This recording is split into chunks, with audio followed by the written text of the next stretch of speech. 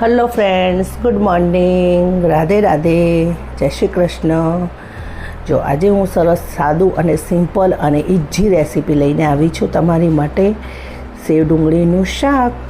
તો સૌપ્રથમ મેં ડુંગળીને સમારી લીધી છે અને સેવ થોડી લઈ લીધી છે. આ બાજુ મેં કઢાઈ લીધી છે અને કઢાઈમાં મેં દોઢ ડોકલી, એક અને બીજી અડધી એમ કરીને દોઢ ડોકલી તેલ લીધું છે.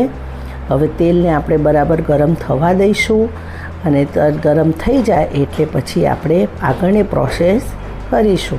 બરાબર છે. તેલ ગરમ થઈ ગયું છે, ધુમાડા નીકળી રહ્યા છે. તો હવે આપણે એની અંદર રાઈ નાખી દઈશું અને રાઈ બરાબર ફૂટી જાય એટલે જીરું, અને જીરું પણ ચરચર થઈ જાય એટલે હિંગ નાખીશું.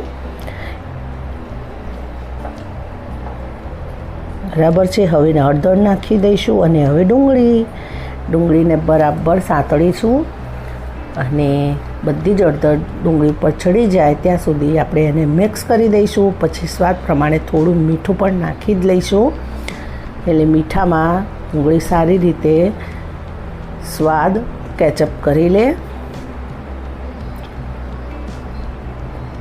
અહીંયા થોડુંક જ મીઠું નાખવાનું, કારણ કે ડુંગળી જેટલી દેખાય છે એટલી રહેવાની નથી. ડુંગળી બધી તેલમાં ચડચડ થઈ જશે એટલે એની ક્વોન્ટિટી એકદમ ઓછી થઈ જવાની છે.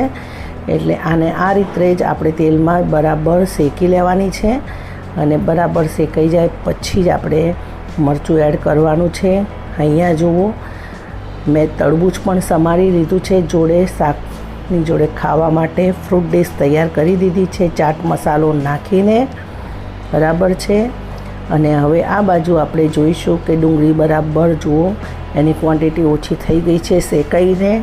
તો હવે આપણે એની અંદર મરચું એડ કરી દઈશું. ડુંગળીના શાકમાં ક્યારેય પાણી નહીં નાખવાનું. જો હવે આ રીતે એકલી ડુંગળીનું શાક પણ તમે બનાવી શકો. આ સ્ટેજ ઉપર ડુંગળીનું શાક તૈયાર થઈ ગયું છે. અને જો તમે કોઈ પણ બીજું વસ્તુ એડ કરવા માંગો તો તમે અહીંયા જ કરી શકો છો. અહીંયા હું હવે એની અંદર સેવ એડ કરીશ. બીજું પાપડ પણ આપણે એડ કરી શકીએ છીએ, મરીવાળા પાપડ આવે એ, અને વડીઓ પણ એડ કરી શકીએ છીએ, પણ વડીઓને સ્ટીમ કરીને એડ કરવી પડે છે. બરાબર. હું અહીંયા સેવ એડ કરી રહી છું. સેવ અને ડુંગળીનું શાક બનાવી રહી છું. જો તમારે થોડું રસાવાળું શાક બનાવવું હોય તો આ રીતે ડુંગળી બરાબર શેકાઈને તૈયાર થઈ જાય ત્યારે થોડુંક પાણી તમે એડ કરી શકો છો. અહીંયા મેં કોરું શાક બનાવ્યું છે સેવ અને ડુંગળીનું. તો બસ એ હવે તૈયાર થઈ ગયું છે શાક. થોડી સેવ કૂણી થાય ત્યાં સુધી હું એને શેકાવા દઈશ. અને જો તમારે ગ્રેવી જેવું શાક ખાવું હોય તો તમે અહીંયા થોડું ગરમ પાણી કરીને એડ કરી શકો છો અને પછી સેવને એડ કરવાની. બરાબર છે. હવે મેં અહીંયા છોલે મસાલો એડ કરી દીધો છે સ્વાદ વધારવા માટે.